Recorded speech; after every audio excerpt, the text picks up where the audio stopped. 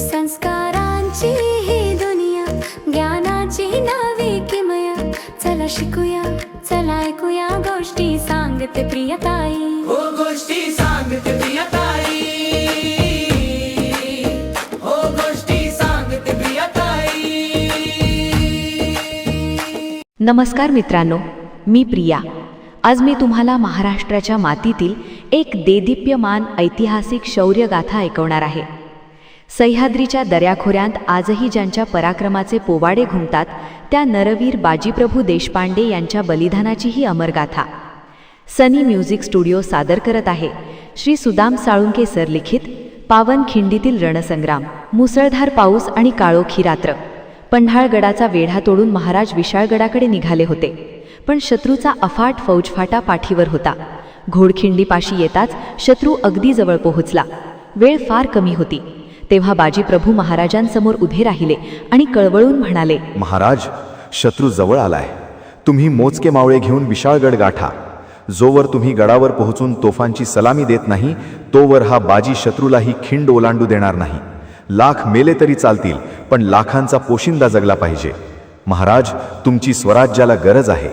तुम्ही निघा महाराज, ही खिंड आता माझ्या स्वाधीन करा. बाजी, तुमच्यासारख्या निष्ठावान रत्नाला मरणाच्या मुखात सोडून जाणं आम्हास कठीण जात आहे, पण स्वराज्याचे भविष्य तुमच्या या बलिदानावर अवलंबून आहे. आम्ही विशाळगडाकडे निघतो. तोफांचे आवाज होईपर्यंत स्वतःला जपा. महाराज निघाले आणि खिंडीत सुरू झाला महासंग्राम. 300 मावळे आणि बाजी एखाद्या पहाडासारखे उभे राहिले. शत्रूची डोकी दगडाच्या वर्षावाने फुटत होती, तर काही दरीत कोसळत होती. हर हर महादेव. शाब्बास पठ्यांनो, निकरानं लढा.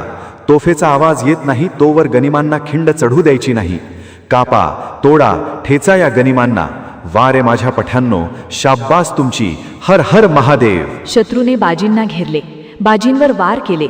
शरीर छिन्न विछिन्न झाले. रक्ताच्या चिळकांड्या उडत होत्या, पण बाजी हटले नाहीत. त्यांचे कान फक्त विशाळगडाच्या दिशेला लागले होते. प्राण कंठाशी आले होते, पण स्वामी भक्तीचा तो अभेद्य किल्ला ढासळत नव्हता. आणि अचानक विशाळगडावरून 5 तोफा धडाडल्या. 5वा आवाज. माझे महाराज गडावर सुखरूप पोहोचले. माझी स्वामी भक्ती सफल झाली. मी माझी चाकरी बजावली. आता मी सुखाने देह ठेवतो. जय भवानी, जय शिवाजी. स्वामी भक्त बाजीप्रभूंनी स्वराज्यासाठी आपले बलिदान दिले. बाजीप्रभूंच्या रक्ताने घोडखिंड पावन झाली, म्हणूनच आज आपण तिला पावनखिंड म्हणतो.